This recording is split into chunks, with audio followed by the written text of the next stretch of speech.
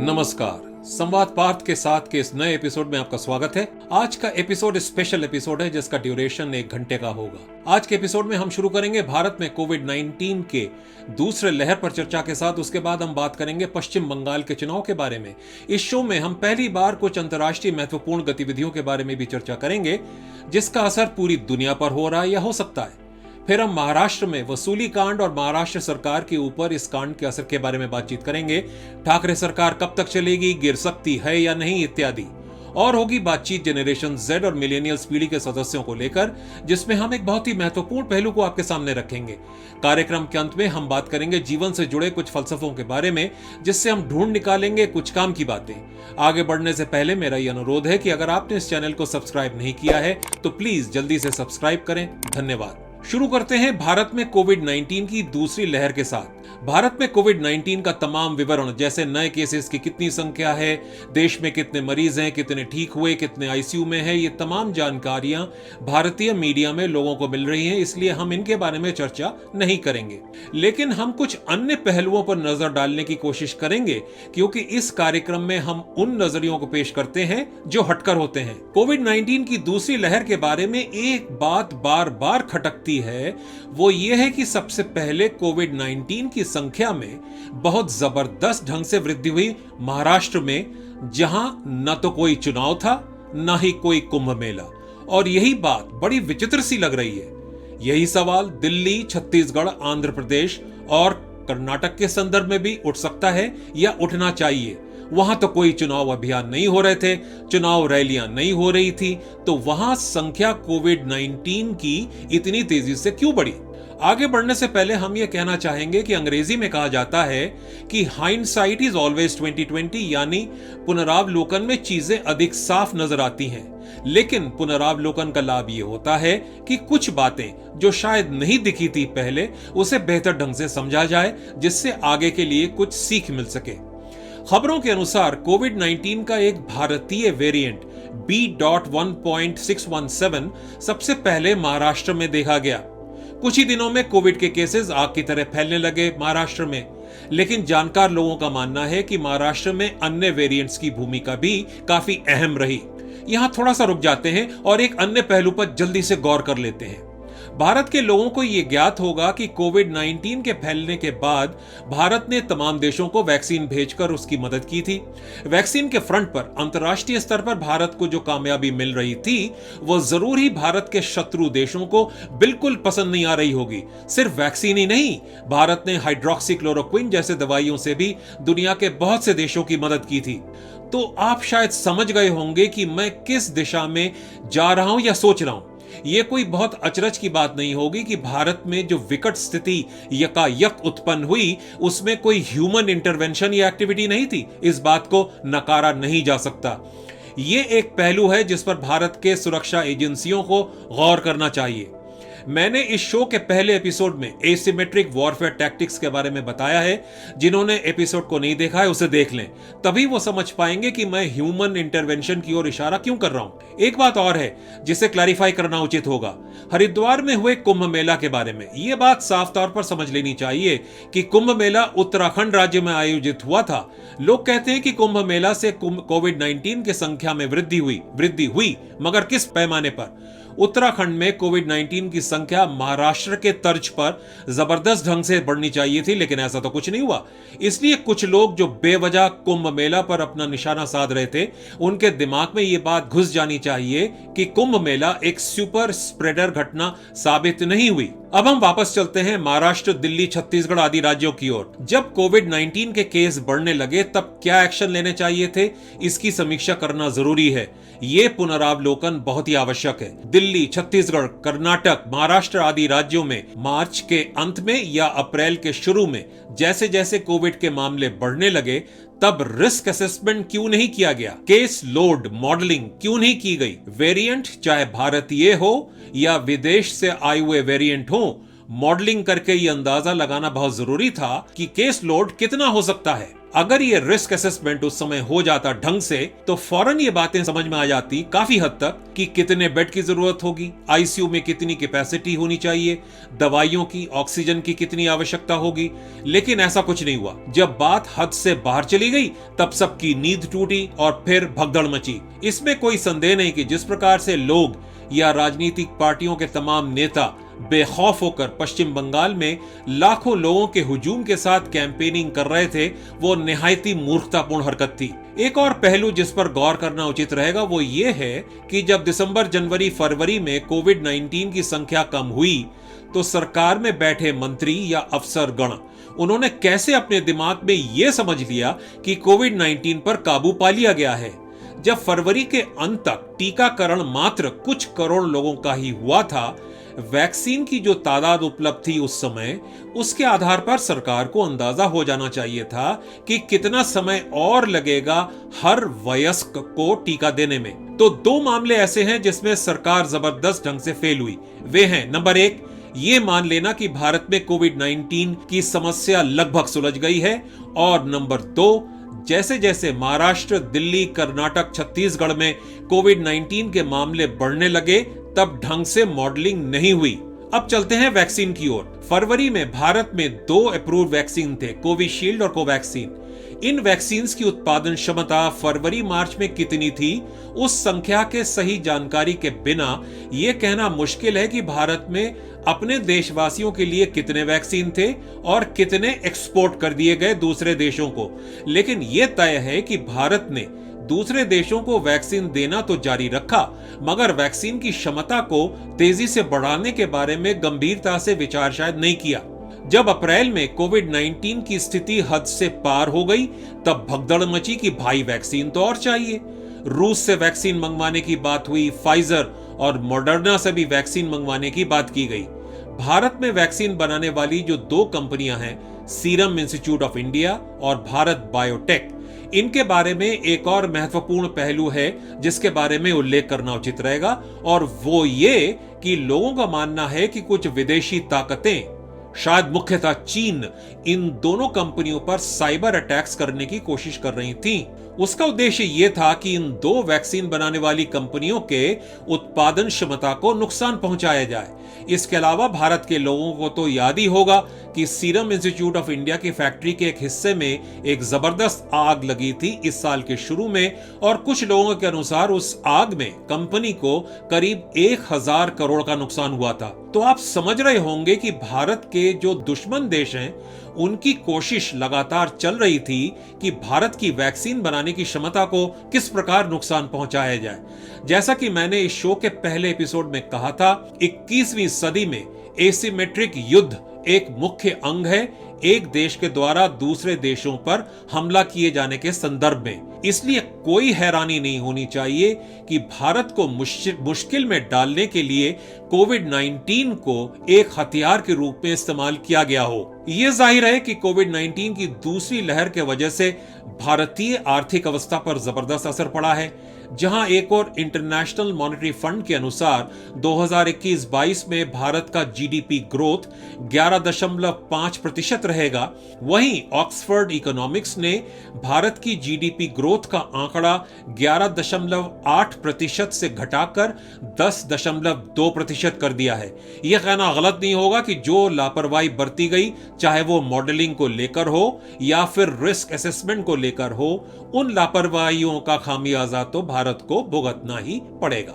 जब मालूम है कि भारत के दुश्मन देश या वो देश जो भारत की तरक्की से जलते हैं, वो कुछ ना कुछ गड़बड़ियां अवश्य करेंगे भारत को कमजोर करने के लिए, तो भारत का दायित्व है कि वो सचेत रहे हर एंगल से, चाहे वो साइबर आक्रमण हो या फिर जैविक जरिया हो। शुतुरमुर्ग की तरह ये मान लेने से कि हम सब सुरक्षित हैं और कोई आक्रमण नहीं हो रहा है दूसरे देशों के द्वारा, ये मूर्खता है। ब्राजील के राष्ट्रपति ने हाल में कहा कि हो सकता है कि इस महामारी को जैविक हथियार के रूप में इस्तेमाल किए जाने के लिए तैयार किया गया। कोविड की दूसरी लहर से मुकाबला करने के लिए जो प्रयास किए गए, उसके संदर्भ में भारत को कुछ बातें समझ में आ गई होंगी। नंबर 1, अमेरिका ने शुरू में वैक्सीन बनाने के रॉ मटेरियल्स को देने से इनकार किया और फिर बाद में देने का फैसला किया। तो इससे क्या सीख मिलनी चाहिए?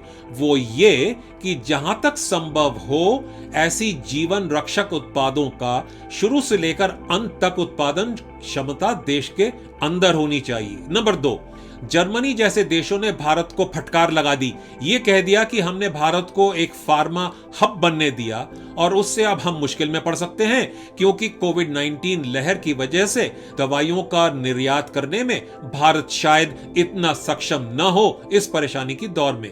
भारत को यह भी पता चल गया कि कौन वाकई मित्र हैं और कौन नहीं है।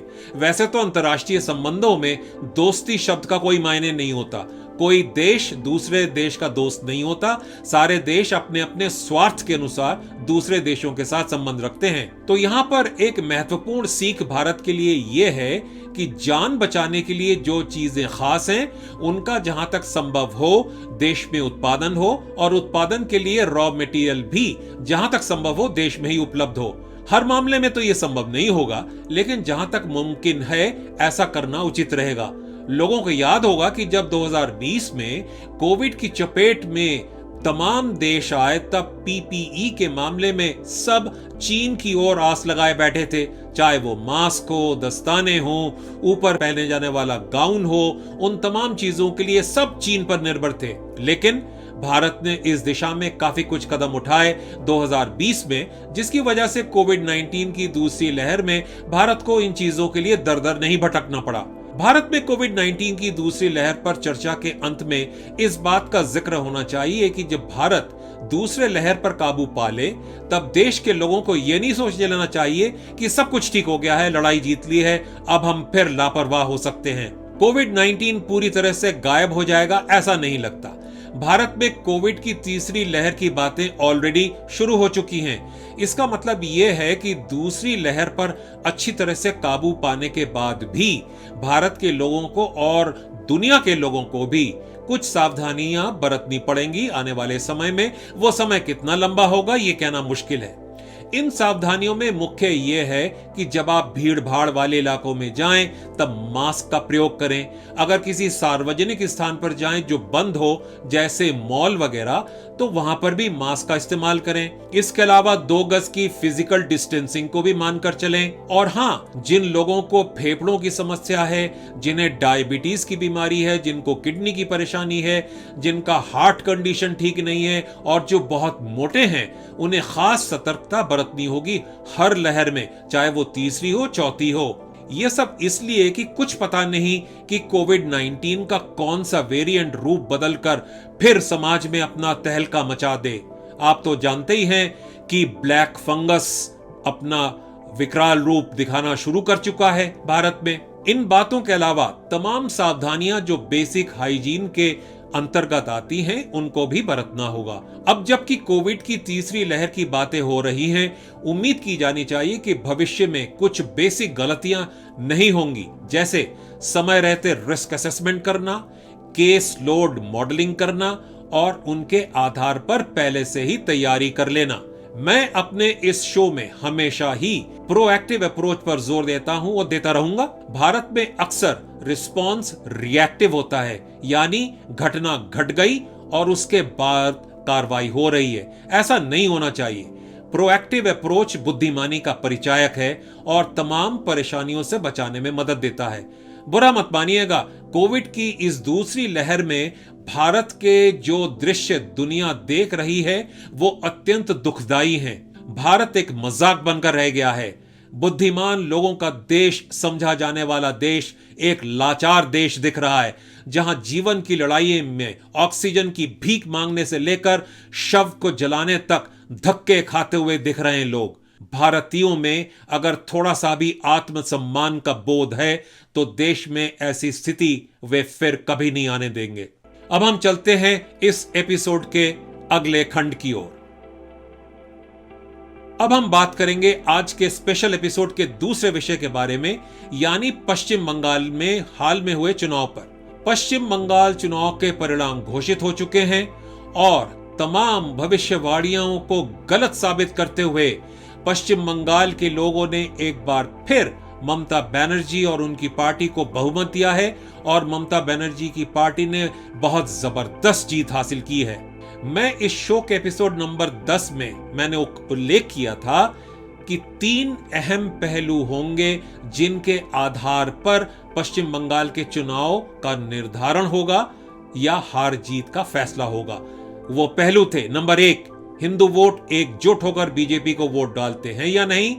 नंबर 2, मुस्लिम वोट बढ़ते हैं या नहीं, क्योंकि इस बार चुनाव में मुस्लिम वोटरों के सामने 3 विकल्प थे। और नंबर 3, टीएमसी को महिलाओं का समर्थन उतना मिलता है या नहीं जितना कि पिछले चुनावों में मिला था। इसके अतिरिक्त एक और पहलू था कि क्या पश्चिम बंगाल के मतदाता बेखौफ होकर वोट दे पाएंगे या नहीं। चुनाव के परिणामों के आधार पर यह स्पष्ट है कि मुस्लिम वोटरों ने लगभग 100% अपने वोट टीएमसी को दिए होंगे। ये भी स्पष्ट है कि हिंदू मतदाताओं ने एकजुट होकर बीजेपी को वोट नहीं दिया, चाहे वो सवर्ण हो या ओबीसी हो या एससी एसटी हो, चाहे मतुआ समुदाय हो। और यह भी लगता है कि महिलाओं ने भी टीएमसी को अच्छा खासा समर्थन प्रदान किया होगा। हालांकि कई सीटों पर बीजेपी प्रत्याशियों की हार का मार्जिन बहुत कम रहा, लेकिन यह तय है कि हिंदुओं ने एकजुट होकर अपने सारे के सारे वोट बीजेपी को नहीं दिया। अगर ऐसा हुआ होता तो कोई वजह नहीं कि बीजेपी के कैंडिडेट हारे होते। आखिर 3 जिलों को छोड़कर वेस्ट बंगाल के अन्य जिलों में हिंदू वोटरों का प्रतिशत 70 से 80% के बीच है। खैर, ये कहना गलत नहीं होगा कि पश्चिम बंगाल के वोटर्स का नजरिया भारत के दूसरे प्रदेशों से हटकर है। मैं ये इसलिए कह रहा हूं क्योंकि टीएमसी की सरकार के बारे में कथित कुशासन की इतनी बातें हुई, इतना प्रचार किया गया विपक्षी पार्टियों द्वारा, फिर भी उस प्रदेश के लोगों ने इतनी जबरदस्त जीत दिलाई है टीएमसी को। इस जीत के साथ टीएमसी 15 वर्ष पूरा करेगी जब इनका कार्यकाल समाप्त होगा 2026 में। टीएमसी के आने से पहले पश्चिम बंगाल में 28-29 साल वामपंथी सरकार रही। उस शासन के बारे में भी लोग कहते थे कि तमाम बुराइयां हैं, बहुत खामियां हैं। फिर भी हर 5 साल बाद पश्चिम बंगाल के वोटर वामपंथी सरकार को बहुमत दे देते थे। तो ये बात सोचने पर मजबूर कर देती है कि पश्चिम बंगाल के जो वोटर हैं, आखिर वो कथित रूप से कुशासन करने वाली पार्टी को क्यों बहुमत देते रहते हैं हर 5 साल बाद। कहीं ये स्टॉकहोम सिंड्रोम का एक विचित्र प्रदर्शन तो नहीं है। स्टॉकहोम सिंड्रोम में कहा जाता है कि जब किसी व्यक्ति को अगवा कर लिया जाता है तो अगवा किया जाने वाला व्यक्ति अगवा करने वाले व्यक्ति को 4-5 हफ्तों के बाद पसंद करने लगता है। यहां मैंने इस सिंड्रोम का उल्लेख इसलिए किया क्योंकि वामपंथी दल हो या टीएमसी, इन पार्टियों की कथित गुंडागर्दी, दादागिरी के बावजूद भी उस प्रदेश के लोग इन्हें जिताते रहे। तो वोटरों के इस बर्ताव को क्या स्टॉकहोम सिंड्रोम के परिप्रेक्ष्य में नहीं देखना चाहिए? भारत के दूसरे प्रदेशों में 5-10 साल में शासन में परिवर्तन होता देखा जाता गया। तमिलनाडु में डीएमके और एआईडीएमके के बीच सत्ता परिवर्तन देखा जाता है। केरला में यूडीएफ और एलडीएफ के बीच सत्ता परिवर्तन देखा जाता रहा है। भारत के अन्य राज्यों में भी कभी कांग्रेस तो कभी बीजेपी तो कभी स्थानीय पार्टियों को सत्ता में आते देखी गई। लेकिन मुद्दे की बात यह है कि भारत के दूसरे प्रदेशों में 5-10 सालों में सत्ता परिवर्तन देखे गए, लेकिन पश्चिम बंगाल में कथित रूप से कुशासन करने वाली पार्टियां लगातार राज करती रहीं। पहले 28-29 साल तक वामपंथी सरकार सत्ता में रही और उसके बाद टीएमसी 2011 से सत्ता में बनी हुई है। बंगाल के वोटर आखिर किस सोच के साथ वोट डालते हैं, ये एक शोध का विषय है। बहरहाल, पश्चिम बंगाल चुनाव में जो भी फैसला सामने आया उसे एक तरफ हटाकर हम एक दूसरे नजरिए से इस चुनाव को देखना चाहेंगे। जैसा कि इस कार्यक्रम का नाम है, नजरिए कुछ हटके, लिहाजा हम दूसरे नजरिए से भी इस विषय को देखेंगे। पश्चिम बंगाल के इलेक्शन के बारे में जो सबसे महत्वपूर्ण बात उभर कर आती है वो ये है कि ये इलेक्शन मुख्यतः 2 दलों के बीच हुआ, टीएमसी और बीजेपी। जैसा कि सब जानते हैं, मुकाबले में एक तरफ रही ममता बनर्जी और दूसरी तरफ बीजेपी की पूरी टीम, जिसमें प्रधानमंत्री से लेकर अन्य लोग भी। बीजेपी के तमाम नेताओं ने पश्चिम बंगाल में चुनाव प्रचार किया। ये अपने आप में एक बहुत गौरतलब बात है कि आखिर बीजेपी ने पूरी ताकत पश्चिम बंगाल में क्यों झोंक दी। आप कह सकते हैं कि तमिलनाडु और केरला में इन इलेक्शंस में बीजेपी की स्थिति इतनी मजबूत नहीं थी, इसलिए उन प्रदेशों में बीजेपी ने अपनी पूरी ताकत नहीं झोंकी। लेकिन पश्चिम बंगाल में अपनी पूरी ताकत झोंकने के पीछे कहीं ना कहीं एक मुख्य कारण पश्चिम बंगाल में बढ़ती हुई मुस्लिम आबादी से जुड़ा हो सकता है। कहा जाता है कि बांग्लादेश से आए हुए मुसलमान अवैध रूप से भारत में प्रवेश करने के बाद पश्चिम बंगाल में रह रहे हैं कई सालों से। तो क्या यह चिंता की बात नहीं होनी चाहिए? चिंता की बात इसलिए होनी चाहिए क्योंकि पश्चिम बंगाल का बॉर्डर बांग्लादेश के साथ सटा हुआ है। दोनों इलाकों में बांग्ला बोला जाता है, हालांकि लहजा अलग है। आज से 50 साल पहले शायद इस स्थिति को लोग उतनी गंभीरता से नहीं देखते, यानी कि मुसलमानों की बढ़ती हुई आबादी की स्थिति को। लेकिन 21वीं सदी में एसिमेट्रिक वॉरफेयर टैक्टिक्स, जिसका मैंने उल्लेख किया है इस शो के एपिसोड नंबर 1 में, उस टैक्टिक्स के मद्देनजर देश को अब बहुत चौकन्ना और बहुत सावधान रहना जरूरी है बाहरी दुश्मनों से। पश्चिम बंगाल में बढ़ती हुई मुस्लिम आबादी पर एक नजर डालना आवश्यक है कि किस प्रकार से स्थिति बदलती चली गई। अनुमानों के अनुसार 1970 में पश्चिम बंगाल की पूरी आबादी में मुस्लिम आबादी 20% के आसपास थी, जो 2020-21 में बढ़कर 30% बताई जाती है। पूर्वी पाकिस्तान से अवैध तौर पर लोगों का भारत में आना 1960 के दशक के अंत में शुरू हो चुका था। लोगों का मानना है कि यह प्रक्रिया सबसे पहले शुरू हुई असम प्रदेश में, उस समय मुख्यमंत्री फखरुद्दीन अली अहमद के समय में। फखरुद्दीन अली अहमद कांग्रेस के मुख्यमंत्री थे। बताया जाता है कि आने वाले लोगों में अधिकांश लोग मुस्लिम थे। उस समय के सरकार को ये लोग एक वोट बैंक के रूप में दिखे होंगे। असम में कौन कौन इलीगल तौर पर आया और उनके साथ क्या किया जाए, ये आज भी एक मुद्दा बना हुआ है। 1970 के दशक में जब वामपंथी सरकार पश्चिम बंगाल में सत्ता में आई, उन्होंने शायद असम में हो रहे पैंतरे को समझ लिया होगा और तत्कालीन वामपंथी मुख्यमंत्री ज्योति बसु ने फौरन समझ लिया होगा कि अगर बांग्लादेश से लोगों को पश्चिम बंगाल में आने दिया जाए तो एक वोट बैंक की सृष्टि तो हो ही सकती है। निष्पक्ष समीक्षकों और ऑब्जर्वर्स का मानना है कि वामपंथी सरकार के सत्ता में रहने के दौरान पश्चिम बंगाल में बांग्लादेश से लोगों का अवैध रूप से आना चालू रहा। आपके मन में यह सवाल उठना चाहिए कि अगर उस समय की वामपंथी सरकार बांग्लादेश से अवैध रूप से आने वाले लोगों पर रोक टोक नहीं लगा रही थी और अपना वोट बैंक तैयार करने में जुटी हुई थी, तो केंद्र में जो सरकारें थीं, उन्होंने इस चीज को क्यों नहीं रोका? उसका एक कारण शायद ये रहा होगा कि केंद्र में जो सरकारें थीं, उनको ये समझ में आ गया था कि ज्योति बसु की वामपंथी सरकार को हिलाना लगभग नामुमकिन है।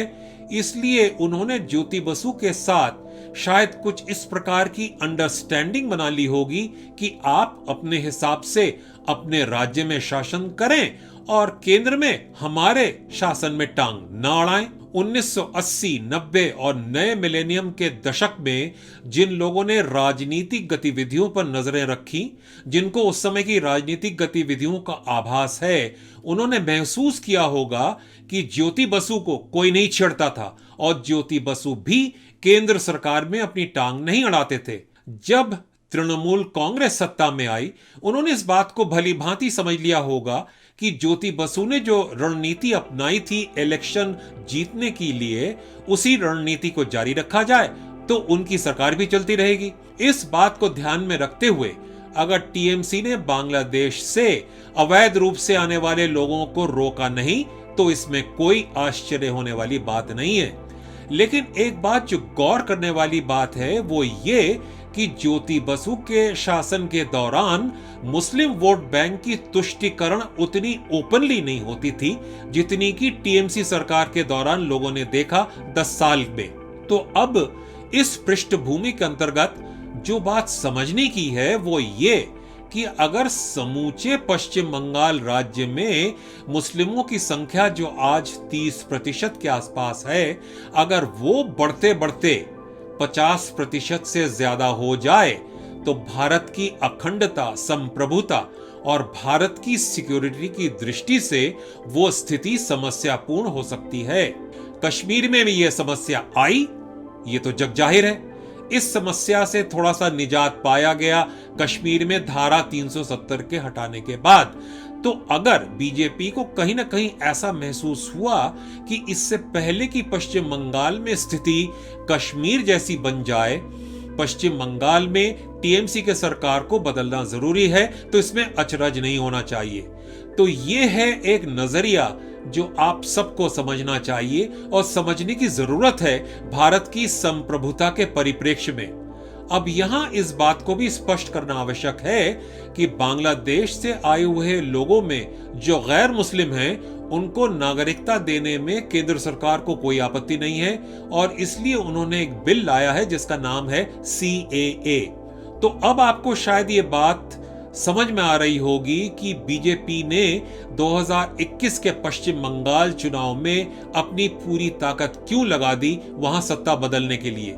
यह कहना शायद गलत नहीं होगा कि अगर टीएमसी की सरकार वहां 5-10 साल और रह जाती है तो उनके पुराने ढर्रे के आधार पर, जिसमें वो खुल्लम खुल्ला मुस्लिम तुष्टीकरण की नीति अपनाते हुए दिखे, तो उसके आधार पर यह कहा जा सकता है कि पश्चिम बंगाल में स्थिति और बिगड़ सकती है, जहां तक आबादी में हिंदू मुस्लिम रेशियो या अनुपात का सवाल है। जैसा कि भारत में लोगों ने पश्चिम बंगाल के चुनाव के दौरान देखा, ममता बनर्जी ने बिना हिचकिचाहट के माइनॉरिटी के तबके यानी मुस्लिम समुदाय से कहा कि उनके वोट न बटें। इलेक्शन कमीशन ने इस कारण उन्हें नोटिस भी दिया। तो ये चिंता का विषय तो है ही कि टीएमसी सरकार के अगले 5 सालों में हो सकता है मुस्लिम तुष्टीकरण जारी रहे और मुस्लिम समुदाय का दबदबा पूरे राज्य में फैल जाए। लेकिन एक बात तो तय है कि भारत की ओवरऑल इंटीग्रिटी की दृष्टि से पश्चिम बंगाल जैसे सीमावर्ती राज्य में परिस्थितियां ऐसी नहीं होनी चाहिए जैसे कि कश्मीर में थी या अभी भी हैं। ममता बनर्जी के पॉलिटिकल एडवाइजर प्रशांत किशोर की बातचीत जो कथित रूप से लीक हुई थी, उसमें प्रशांत किशोर ने खुद माना कि पश्चिम बंगाल में मुस्लिम तुष्टीकरण की नीति अवश्य अपनाई गई। अब सोचने वाली बात यह है कि आने वाले 5 सालों में ममता बनर्जी का नजरिया क्या होगा। शासन चलाने की नीतियों में जो मुख्य बातें देखने वाली होंगी वो ये कि क्या ममता बनर्जी खुल्लम खुल्ला बेधड़क बेखटक मुस्लिम तुष्टीकरण की नीति जारी रखेंगी? क्या हिंदुओं के प्रति उनका नजरिया कुछ बदलेगा? चुनाव परिणाम निकलने के बाद पश्चिम बंगाल में जो हिंसा की घटनाएं हुई, लोगों ने उसकी तुलना बंगाल में 1946 में हुए हिंदू मुस्लिम दंगों के साथ की है। कुछ खबरों के अनुसार बहुत से हिंदू परिवार अपने ही देश में रिफ्यूजी की हालत में आ गए हैं, ऐसा बताया जा रहा है। ऐसी स्थिति शर्मनाक है। केंद्र की जो सुरक्षा एजेंसियां हैं उनको बहुत सचेत होकर, चौकन्ना होकर, बड़ी मुस्तैदी के साथ भारत की सुरक्षा को सुनिश्चित करना होगा। यह देखना होगा कि सीमा पार से कोई ऐसी गतिविधि तो नहीं हो रही है जो भारत की संप्रभुता को, अखंडता को चोट पहुंचा सके। इसके अलावा भारत की सुरक्षा एजेंसियों को यह भी सुनिश्चित करना होगा कि आंतरिक रूप से भी कोई ऐसी घटना न घटे जिससे देश कमजोर हो। टीएमसी की भारी जीत के बाद हो सकता है बीजेपी का विरोध करने वाली पार्टियां ममता बनर्जी को राष्ट्रीय स्तर पर नरेंद्र मोदी को चुनौती देने लायक लीडर के रूप में देख रही हैं।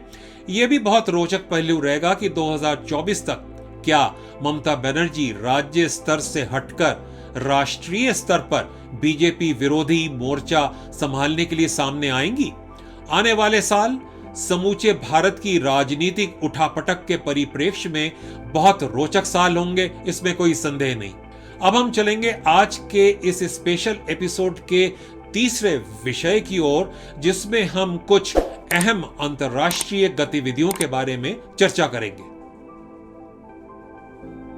इस शो में हम पहली बार अंतर्राष्ट्रीय परिदृश्य के मुख्य पहलुओं पर चर्चा करेंगे। हम विशेष नजर डालेंगे अमेरिका, रूस, चीन और सरसरी निगाह डालेंगे मध्य पूर्व और यूरोप पर। पहले बात करते हैं अमेरिका की। एक व्यक्ति जिसके बारे में लोगों का मानना है कि वो दिमागी रूप से कमजोर होता दिख रहा है, वो दुनिया की सबसे ताकतवर देश का राष्ट्रपति है। अमेरिका में वास्तव में पॉलिसी डिसीजंस कौन ले रहा है, बाइडेन या उपराष्ट्रपति कमला हैरिस या कोई और, कहना मुश्किल है। कुछ का मानना है कि ओबामा पीछे से दिशा निर्देश दे रहे हैं। हाल में व्हाइट हाउस प्रवक्ता ने एक सवाल के जवाब में कहा था कि बाइडेन ओबामा से बातचीत करते रहते हैं। प्रवक्ता ने यह बताने से इनकार किया कि कितने बार बातचीत होती है। यह तो साफ है कि अमेरिका की साख कमजोर होती दिख रही है। हाल में रूस के राष्ट्रपति पुतिन ने मजाक उड़ाया बाइडेन का। मार्च में अलास्का में चीन के साथ आमने सामने बैठकर हुई उच्च स्तरीय मीटिंग में चीन के उच्च अधिकारी यांग जिएची ने शब्दों के जरिए जिस तरह से अमेरिका को लताड़ा, वो सरेआम गाल पर तमाचा मारने से कुछ कम नहीं था। चीन लगातार ताइवान के प्रति अपने आक्रामक तेवर दिखा रहा है। चीनी वायुसेना के विमान ताइवान के एयर स्पेस में बार बार घुसपैठ कर रहे हैं। खबरों की माने तो अमेरिका के एक सैनिक अफसर के अनुसार चीन निकट भविष्य में ताइवान को हथियाने के मंसूबे बना रहा है।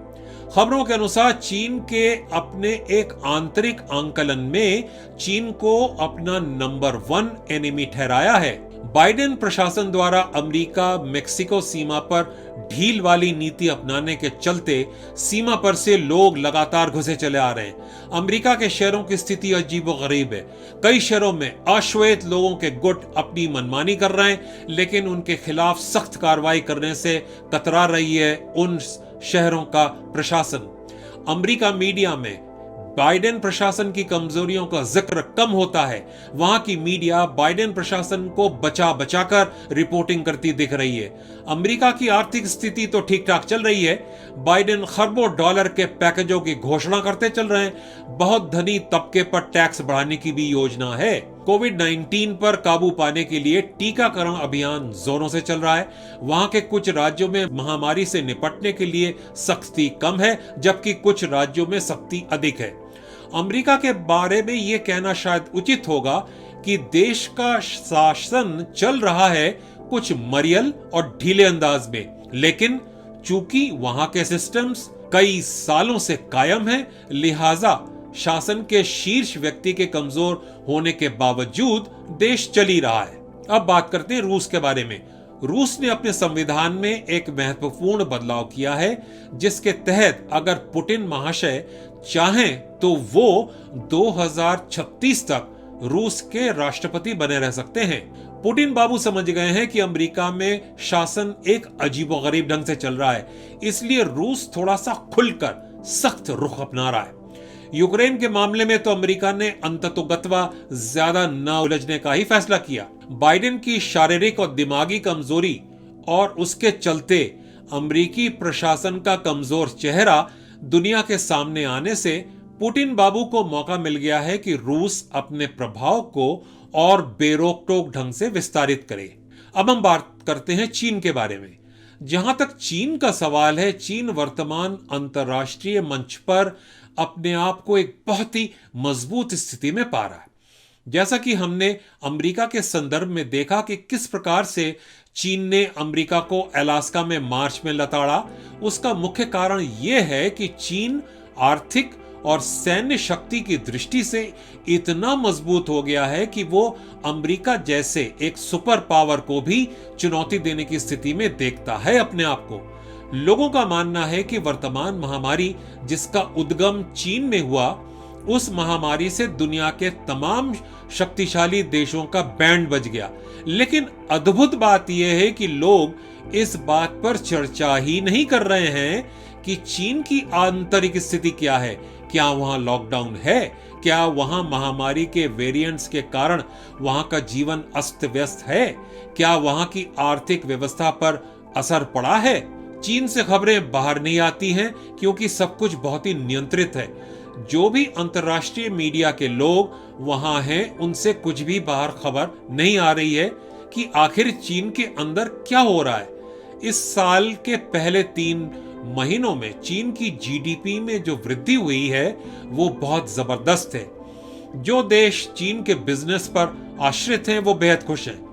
बाइडेन प्रशासन के आने के बाद चीन ने अमेरिका को लताड़ लगाई, ताइवान के एयर स्पेस में जब भी मन किया घुसपैठ किया, फिलीपींस के समुद्री सीमा के अंदर भी बेरोक-टोक घुसपैठ किया।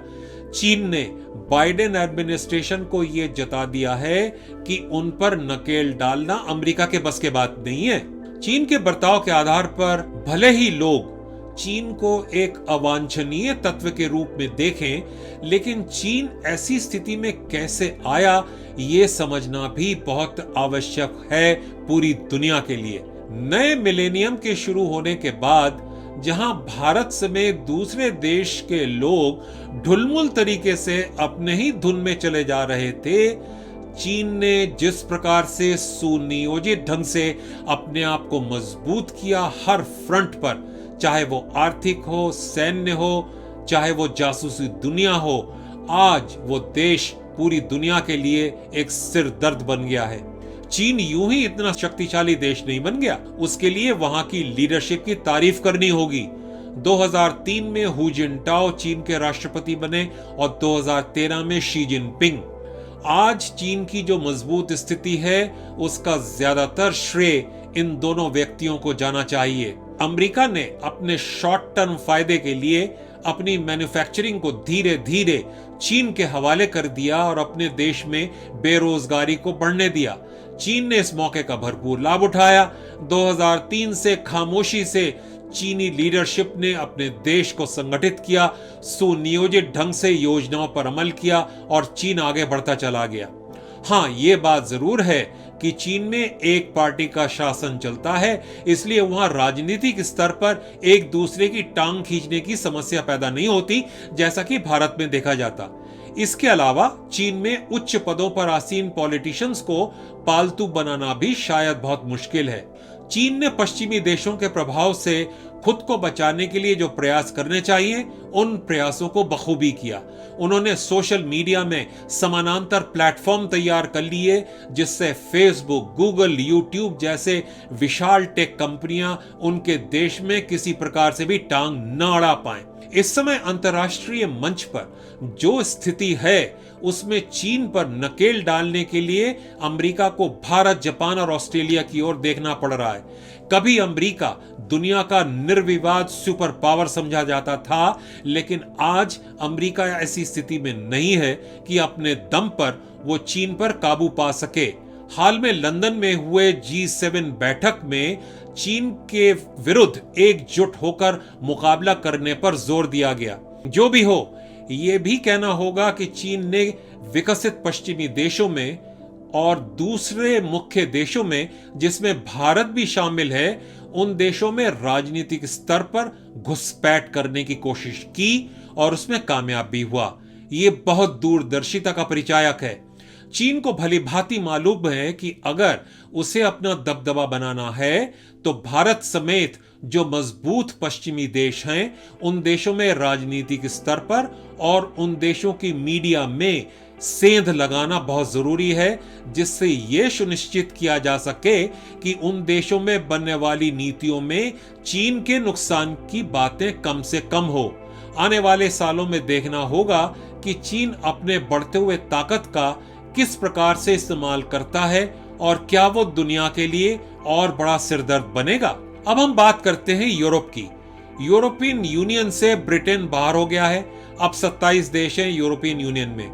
वर्तमान महामारी के चलते यूरोप के आर्थिक दृष्टि से मजबूत समझे जाने वाले देशों पर काफी असर पड़ा है। इस महामारी के संदर्भ में यह कहना गलत नहीं होगा कि एक झटके में पश्चिमी देशों का जो रुतबा था वो कम हो गया है। इस महामारी के थपेड़ों से इन देशों की स्थिति ऐसी मरियल सी हो गई है कि वो चीन से कोई जवाबदेही की मांग ही नहीं कर पा रहे। चीन जहां से इस महामारी का उद्गम हुआ है, जैसा कि लोगों का मानना है, वो आराम से आगे बढ़ता जा रहा है, अपना काम कर रहा है। लेकिन पश्चिमी देश चीन को कटघरे में खड़ा करने से कतरा रहे हैं। ऐसा क्यों है? उसका मुख्य कारण यह है कि ये देश अपना माल बेचने के लिए चीन पर आश्रित हैं। इसके अलावा चीन ने जिस प्रकार से इन देशों के राजनीतिक दलों में और मीडिया में घुसपैठ की है, उससे चीन ने काफी कुछ ये सुनिश्चित कर लिया है कि चीन की बदनामी न हो। यूरोपियन यूनियन के देश काफी हद तक चीन पर निर्भर हैं अपने व्यापार को चलाने की दृष्टि से, इसलिए वो चीन से उलझे बिना अपने देश की आर्थिक स्थिति को आगे बढ़ाने की कोशिश में लगे हुए हैं और लगे रहेंगे।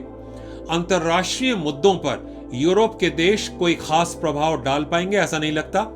हाँ, G7 गुट के देश जरूर बीच बीच में अपने बयान देते रहेंगे विभिन्न अंतर्राष्ट्रीय मुद्दों पर, जलवायु परिवर्तन पर और चीन पर। अब बात करते हैं मध्य पूर्व एशिया यानी कि मिडिल ईस्ट और इजराइल के बारे में। अमेरिका में बाइडेन प्रशासन के आने के बाद ईरान से JCPOA के बारे में फिर से बातचीत शुरू हो गई है। हाल के दिनों में ईरान के विदेश मंत्री के एक इंटरव्यू का टेप लीक हुआ है जिसमें ईरान के विदेश मंत्री के कुछ टिप्पणियां ऐसी हैं जिससे ईरान में और अमेरिका में खलबली मची है। खबरों के अनुसार इजराइल ने अमेरिका को यह साफ कर दिया है कि अगर उसे लगे कि ईरान इजराइल के अस्तित्व को मिटाने में कदम उठा रहा है या किसी प्रकार से हरकत में आ रहा है, तो इजराइल अपने ही दम पर ईरान को सही सबक सिखा देगा।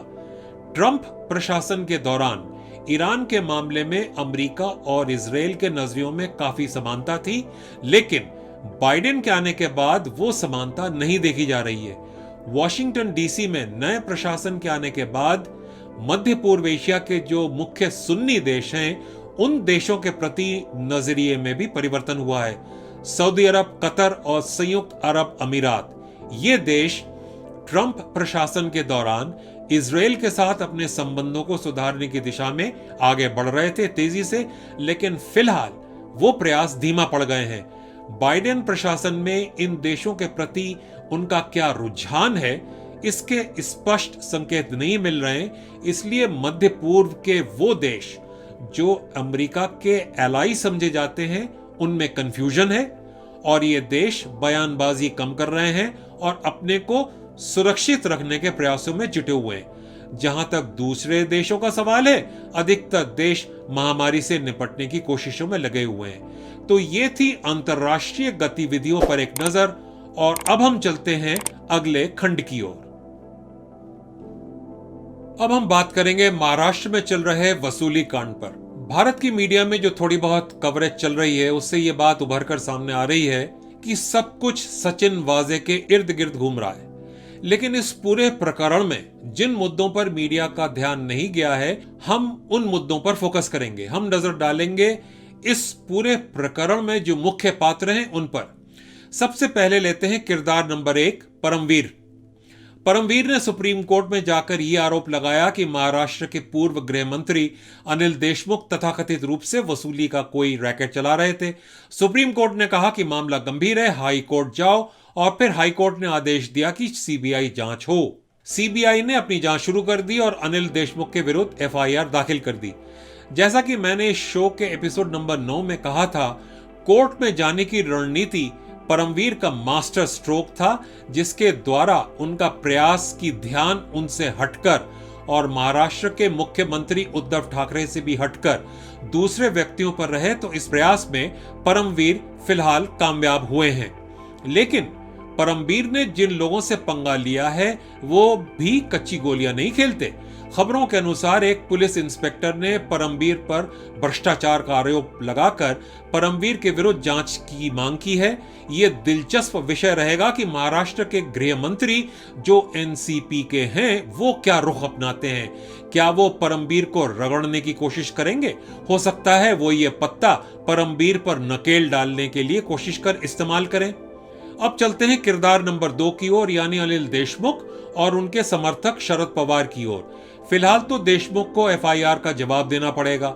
साथ ही शायद शरद पवार की ये कोशिश होगी कि कैसे मामले को हैंडल किया जाए जिससे कोई और मंत्री इन्वेस्टिगेशन की चपेट में न आए। अब चलते हैं किरदार नंबर 3 की ओर, यानी सचिन वाजे। भारतीय मीडिया में जो खबरें लीक हुई हैं, उनके अनुसार सचिन वाजे ने एनआईए को एक लिखित बयान में बताया कि एनसीपी के मंत्री और शरद पवार के भतीजे अजीत पवार ने भी कथित रूप से उनसे वसूली करने को कहा था। वाजे ने अपने बयान में कहा कि शिवसेना के मंत्री अनिल परब ने भी सचिन वाजे से कथित रूप से वसूली करने के लिए कहा था। यह बयान इसलिए सनसनीपूर्ण है क्योंकि सचिन वाजे ने कांग्रेस के देशमुख के अलावा 2 अन्य राजनीतिक पार्टियों के मंत्रियों के नाम भी ले लिए हैं। ये दोनों मंत्रियों के नाम बहुत अहम हैं। एक उप मुख्यमंत्री और पवार बाबू के भतीजे हैं और दूसरा उद्धव ठाकरे के कथित करीबी व्यक्ति हैं। वाजे ने ये स्टेटमेंट क्यों दिया होगा उस पर हम वापस आएंगे थोड़ी देर में, लेकिन उसके पहले हम चलते हैं किरदार नंबर 4 की ओर, यानी अनिल परब और अजीत पवार की ओर। इन दोनों पर सचिन वाजे ने कथित रूप से आरोप लगाए हैं कि इन दोनों मंत्रियों ने भी वाजे से वसूली के लिए कहा था। तो फिलहाल ये दोनों मंत्री तो अपने आप को बचाने के प्रयासों में लग गए होंगे, इसमें कोई संदेह नहीं है। तो ये है इस समय 4 किरदार। Number 1 Parambir, number 2 Anil Deshmukh, number 3 Sachin Waze और नंबर 4 अनिल परब और अजीत पवार। अगर आप इस डायग्राम पर ध्यान दें तो एक स्क्वायर के 4 कोनों पर इन 4 किरदारों के नाम लिखे हैं और इस वर्गाकार के बीच में है महाराष्ट्र के मुख्यमंत्री उद्धव ठाकरे। जैसा कि आप इस डायग्राम में देख सकते हैं, उद्धव ठाकरे इन 4 किरदारों के बीच फंसे हुए हैं। अब हम वापस चलते हैं किरदार नंबर 1 की ओर, यानी परमवीर। परमवीर की स्ट्रेटेजी है कि फोकस ना उन पर हो और न ही उद्धव ठाकरे पर। आपके मन में यह सवाल उठना चाहिए कि परमवीर उद्धव ठाकरे या उनके किसी खासम खास को बचाने का प्रयास क्यों कर रहे होंगे। तो इस सवाल के जवाब की ओर जो बातें संकेत करती हैं उस पर ध्यान देना जरूरी है। वो ये कि परमवीर ने सुशांत सिंह राजपूत मामले में बढ़ चढ़कर रिया चक्रवर्ती को बचाने का प्रयास किया और फिर रिपब्लिक टीवी पर हमलावर रुख अपनाया। परमवीर आखिर उद्धव ठाकरे के लिए यह सब क्यों कर रहे होंगे? कुछ तो वजह होगी। सर्कमस्टांशियल संकेतों के अनुसार यह अनुमान लगाया जा सकता है कि सुशांत सिंह राजपूत का जो केस है, कहीं ना कहीं उसके तार शायद उद्धव ठाकरे या उसके किसी करीबी के साथ जाकर खत्म होते होंगे। अगर परमवीर को मुंबई का पुलिस कमिश्नर बनाने में उद्धव ठाकरे की मुख्य भूमिका रही तो उसे फेवर का बदला चुकाना कहिए या कोई और कारण हो सकता है जिसकी वजह से परमवीर इतना बढ़ चढ़कर उद्धव ठाकरे की सेवा कर रहे थे। परमवीर ने कांग्रेस और एनसीपी से पंगा ले लिया है और अब महाराष्ट्र सरकार के गृह मंत्री एनसीपी से हैं। इसलिए इस बात में कोई अचरज नहीं होना चाहिए अगर वर्तमान गृह मंत्री परमवीर के खिलाफ कुछ ठोस आरोप ढूंढने की कोशिश करें जिससे कि दबाव वापस परमवीर के ऊपर लाया जा सके और यह सुनिश्चित किया जा सके कि परमवीर उनकी सरकार के लिए कोई नई सिरदर्दी पैदा न कर सके। हम एक बार फिर चलते हैं किरदार नंबर 3 या सचिन वाजे की ओर, जिन्होंने एनआईए को दिया एक बयान एक बहुत ही सोची समझी स्ट्रेटेजी के तहत। इसमें सचिन वाजे ने एनसीपी के अजीत पवार को और शिवसेना के अनिल परब को लपेटा। वाजे महोदय ने यह स्ट्रेटेजी क्यों अपनाई होगी, इसका कारण यह हो सकता है कि अगर सचिन वाजे को यह लग रहा है कि उसको जिस व्यक्ति से अब तक कथित रूप से सपोर्ट मिल रहा था यानी परमवीर से, अगर वो सपोर्ट हट रहा है या कमजोर हो रहा है तो उसने ये स्टेटमेंट यानी कि वाजे ने ये स्टेटमेंट देकर उद्धव ठाकरे को इनडायरेक्टली लपेटने का प्रयास किया है जिससे ठाकरे सरकार वाजे पर सख्ती न दिखाए। अब उद्धव ठाकरे को तय करना होगा कि वो अनिल परब को बचाएंगे या परमवीर का पर्दे के पीछे से समर्थन करते रहेंगे। अगर उद्धव ठाकरे को यह लगे कि वो अनिल परब और परमवीर दोनों को एक साथ बचाने में सक्षम नहीं हैं, तो ऐसी सूरत में उन्हें मजबूरन परमवीर को बलि का बकरा भी बनाना पड़ सकता है। तब क्या परमवीर अपनी खाल बचाने के लिए सचिन वाजे के कंधे पर बंदूक रखकर अपने विपक्षियों पर गोली चलाने का प्रयास करेंगे? इसलिए हो सकता है कि वाजे ने 2 और मंत्रियों को वसूली कांड में घसीट लिया है एक इंश्योरेंस पॉलिसी के रूप में। हो सकता है कि वाजे के ऊपर परमबीर के इतने एहसान हैं जिसके लिए वाजे ये सब कर रहे हों। एंटीलिया केस के संदर्भ में एक सवाल जो पूछना चाहिए लेकिन दुर्भाग्यवश नहीं पूछा जा रहा है कि क्या वाजे इतने बेवकूफ हैं कि उन्होंने खुद ही मुकेश अंबानी को डराने का पूरा प्लान अपने ही दिमाग में बना लिया और ये सोच लिया कि अंबानी बाबू बुरी तरह से घबरा जाएंगे और वे फिर पूछेंगे कि भाई आप कौन हैं, आपको क्या चाहिए, आपको कितने नोट चाहिए। सचिन वाजे एक मजा हुआ खिलाड़ी है, ऐसा प्रतीत होता है। उनके जो पुरानी करतूतें हैं और जब से वो पुलिस में पिछले साल रीइंस्टेट हुए उसके बाद उनकी जो गतिविधियां हैं उसके आधार पर कहा जा सकता है कि वो अच्छे खासे शातिर व्यक्ति हैं, बेवकूफ बिल्कुल नहीं है। तो फिर सवाल ये उठना चाहिए कि किसके कहने पर ये एंटीलिया ड्रामा रचा गया सचिन वाजे के द्वारा। पर्दे के पीछे से ये ड्रामा चलाने वाले व्यक्ति कौन हैं या थे। अगर हम महाराष्ट्र में चल रहे इस वसूली कांड की घटनाओं को समराइज करें तो ये पॉइंट निकलकर सामने आते हैं। पॉइंट नंबर 1, उद्धव ठाकरे की सरकार तब तक मुश्किल में नहीं आएगी जब तक कि भ्रष्टाचार के ठोस सबूत उनके मंत्रिमंडल के किसी मंत्री या मंत्रियों के विरुद्ध उभर कर नहीं आते, यानी कि जो मौजूदा मंत्री हैं उनके विरुद्ध। पॉइंट नंबर 2, ठाकरे सरकार के मंत्री या मंत्रियों के विरुद्ध आरोप कोई अंदर का व्यक्ति ही ला सकता है, जैसे परमबीर, वाजे या कोई ऐसा व्यक्ति जिसका नाम अभी सामने ना आया हो। पॉइंट नंबर 3, परमबीर शायद तभी कोई सनसनीखेज सबूत लाने का प्रयास करेंगे या पेश करने का प्रयास करेंगे जब वो देखेंगे कि वो बुरी तरह फंस चुके हैं। लेकिन चाहे परमबीर हो या कोई और व्यक्ति, ठाकरे सरकार तभी मुश्किल में आएगी जब सबूत पक्के हों और अदालत में प्रमाण करने लायक हों। यहां यह बात भी स्पष्ट करना आवश्यक है कि सिर्फ आरोप लगा देने से किसी मंत्री का पद नहीं छिन जाता या सरकार नहीं गिर जाती जब तक ऐसे सबूत पेश नहीं किए जाते हैं जो अकाट्य हो, कोर्ट में एडमिसिबल हो। इंक्वायरी की प्रक्रिया चलती रहेगी। पॉइंट नंबर 4, अगर वाजे को लगे कि वो चारों तरफ से घिर गया है, उसके तमाम आका कोई उसकी मदद करने के लिए नहीं आ रहे हैं सामने, तब शायद वो डेस्परेट होकर कुछ ऐसे सबूत पेश कर दे जिससे बड़ी हस्तियां लपेटे में आ जाएं। इस बात को भी ध्यान रखना उचित होगा कि अगर ठाकरे सरकार टूटती है तो बीजेपी के पास सरकार बनाने लायक नंबर नहीं है और लगता नहीं कि वो इन तीनों पार्टियों में से किसी के साथ भी गठजोड़ करके सरकार बनाएगी। अब तो पश्चिम बंगाल में बीजेपी की करारी हार के बाद एनसीपी और शिवसेना के हौसले और बुलंद हो जाएंगे। लिहाजा फिलहाल ठाकरे सरकार के गिरने की संभावनाएं लगभग शून्य है। ये सुनने में अजीब जरूर लगेगा, लेकिन वस्तु स्थिति यह है कि कोविड और बंगाल में चुनाव परिणाम ठाकरे सरकार के लिए फायदे का सौदा ही साबित होते दिखते हैं। अब हम चलते हैं आज के स्पेशल एपिसोड में यूथ डायरेक्ट खंड की ओर।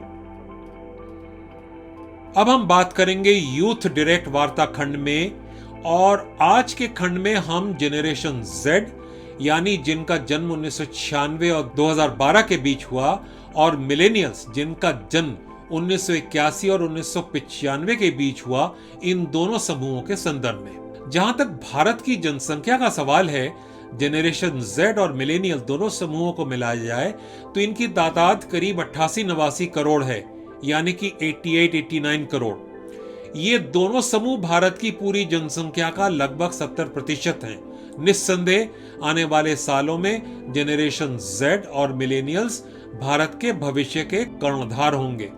चूंकि आने वाले सालों में जेनरेशन Z और मिलेनियल्स का महत्वपूर्ण योगदान होगा, लिहाजा महामारी के वर्तमान प्रकोप के संदर्भ में इन दोनों समूह के विचार हेतु कुछ बातें सामने रखने की कोशिश करूंगा। मैं ये कहना चाहता हूं कि इस महामारी में भारत में जो त्राही त्राही मची, उसके मद्देनजर इन दोनों समूहों को भारत के भविष्य के निर्माण के हेतु एक खास जिम्मेदारी निभानी होगी।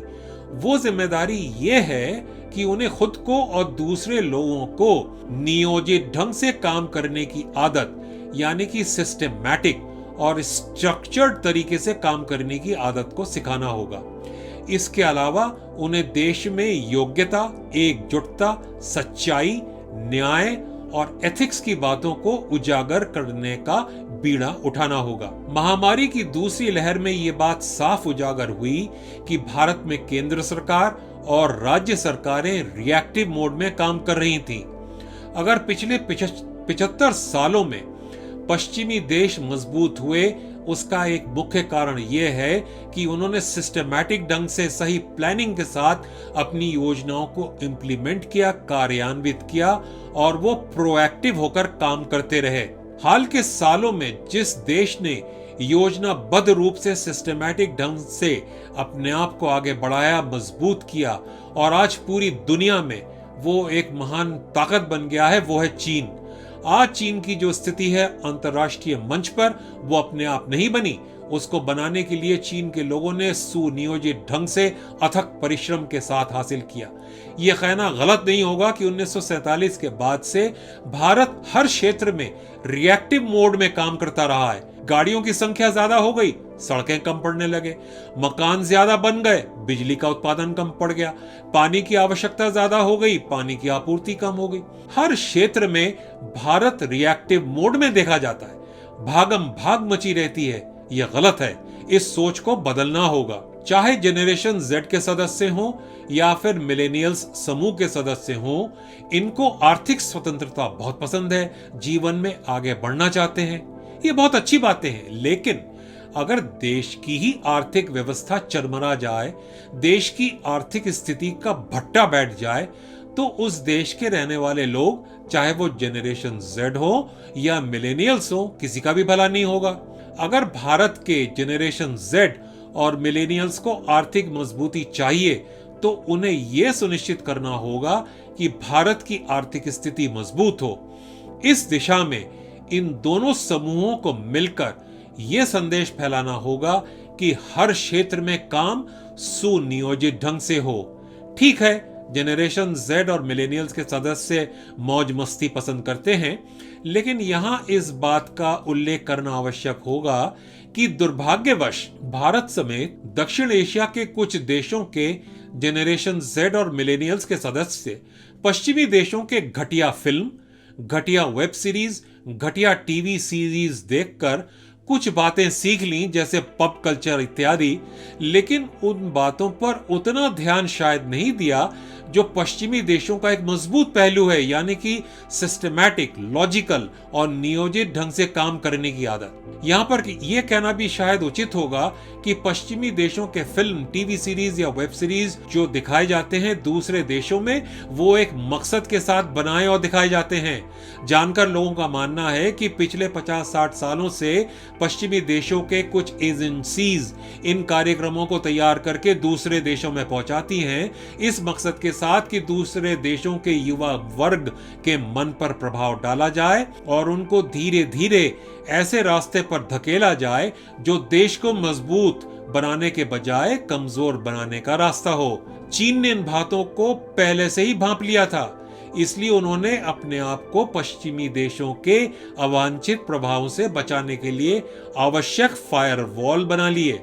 लेकिन भारत में इस प्रकार का कोई फायरवॉल नहीं बनाया गया और अवांछित प्रभाव भारत के युवा वर्ग पर कुछ हद तक दिखता है। हो सकता है कुछ लोग इससे सहमत ना हो इन बातों से, उनको ये बातें बुरी भी लगे, लेकिन जो सच्चाई है उसको बयान करने में डर नहीं होना चाहिए।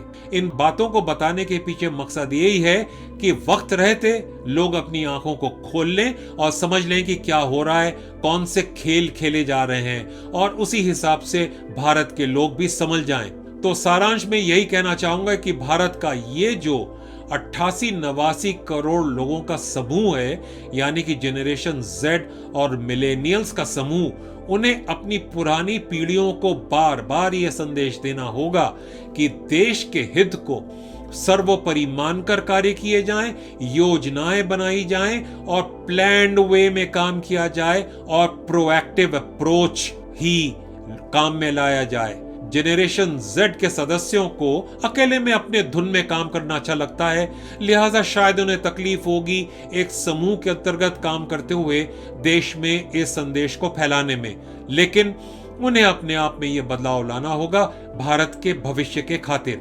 मैं समझता हूं कि इस खंड में जो बातें मैंने भारत के जनरेशन जेड और मिलेनियल्स के सदस्यों के लिए कही, वो बात दक्षिण एशिया के दूसरे देशों के लिए भी लागू होती हैं। अगर वो भी वक्त रहते सचेत हो गए तो उनको ही फायदा होगा। तो ये कुछ बातें थी जो मैं आज के यूथ डायरेक्ट वार्ता खंड में जनरेशन जेड और मिलेनियल्स पीढ़ी के सदस्यों के सामने रखना चाहता था। अब हम चलते हैं इस स्पेशल शो के आखिरी खंड की ओर। आज के इस विशेष एपिसोड में मैं एक खंड जोड़ना चाहता हूं। इसको आप अंग्रेजी में एपिलॉग कह सकते हैं या हिंदी में परिशिष्ट। इस शो को बनाने में जो लोग मेरी सहायता करते हैं, उनमें से किसी ने पूछा कि आप ये शो क्यों चला रहे हैं। आप में से जिन्होंने सारे एपिसोड देखे हैं, उनमें से मैं निवेदन करूंगा कि आप मेरा पहला एपिसोड जरूर देखे हैं। इसमें मैंने संक्षेप में बताया है कि मैं इस शो को क्यों शुरू कर रहा हूं। मैंने ये भी स्पष्ट करना चाहता हूं यहाँ पर कि मुझे कोई फर्क नहीं पड़ता है कि इस शो को कितने लोग देख रहे हैं।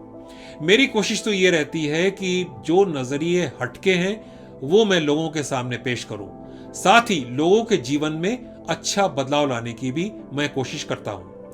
अगर इस शो को 3000 लोगों ने भी देख लिया या 15,000 लोगों ने भी देख लिया तो मैं समझता हूं कि मेरा जो प्रयास था वो संपूर्ण हुआ। बाय द वे, मैं अपने शो को यूट्यूब पर लोकप्रिय करने के लिए ऐसे थंबनेल का सहारा नहीं लेना चाहता जो बाहर से सनसनीपूर्ण लगे, लेकिन जब आप वीडियो देखें तो अंदर भूसा मिले। उम्मीद है कि आप जानते हैं कि यूट्यूब पर थंबनेल क्या चीज होती है। ये वो चौकोर देखने वाला टुकड़ा होता है यूट्यूब के पेज पर जिस पर मोटे मोटे अक्षरों में लिखे जाते हैं कि उस वीडियो के अंदर क्या है। मुझे अफसोस के साथ कहना पड़ता है कि भारत में इतने वीडियो के थंबनेल मिलते हैं देखने में जिसके ऊपर सनसनीखेज बातें लिखी होती हैं, लेकिन जब आप उसको अंदर देखते हैं तो उसमें भूसा के अलावा कुछ नहीं होता। लेकिन चूंकि लोगों को अपना माल बेचना है, यूट्यूब पर ज्यादा व्यूअरशिप लेनी है जिससे कि पैसे मिले, तो थंबनेल पर सनसनीखेज बात चेप देते हैं लोग। मुझे बहुत संतोष मिलता है कि अच्छे परिवर्तन को ध्यान में रखते हुए मैं अपना संदेश या मैसेज लोगों तक पहुंचाने की कोशिश कर रहा हूं। अगर थोड़े बहुत लोग भी उसको समझकर उसको आगे बढ़ाते हैं तो उसी में मेरी कामयाबी है और मैं अपने आप को धन्य महसूस करूंगा।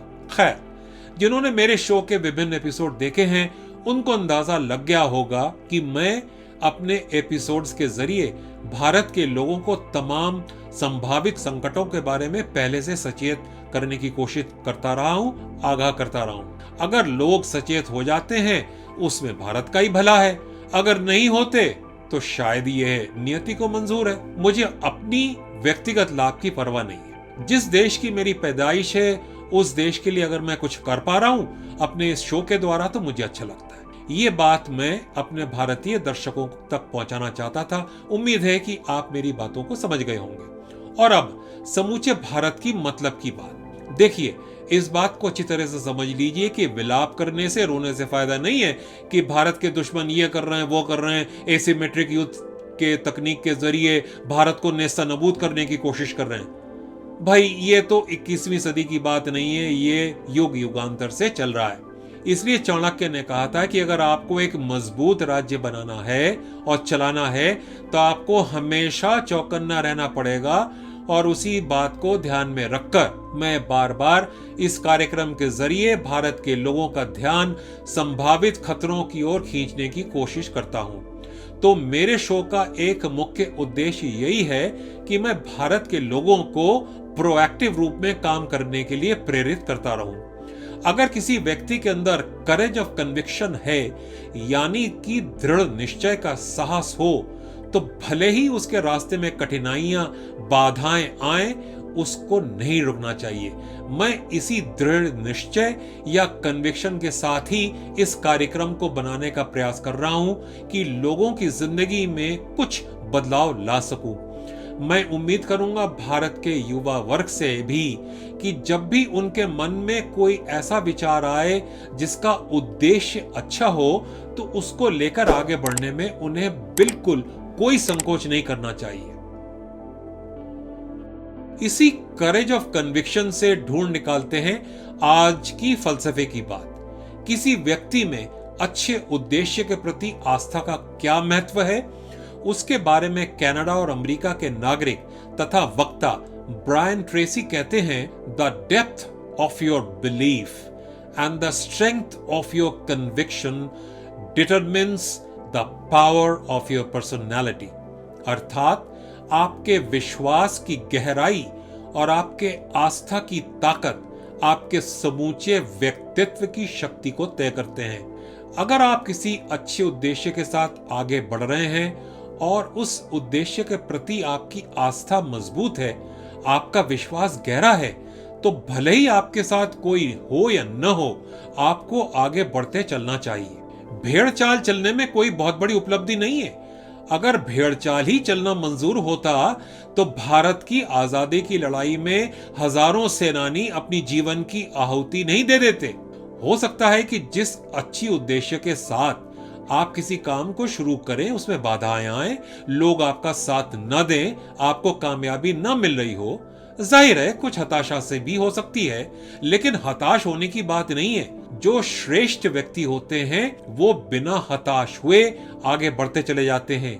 नीति शतकम में भर्तृहरि ने कहा है, प्रारभ्यते न खलु विघ्न भयेन नीचैहि, प्रारभ्य विघ्न विहता विरमन्ति मध्यः, विघ्नैः पुनः पुनरपि प्रतहन्यमानः, प्रारब्ध मुत्तम गुणाः न परित्यजन्ति।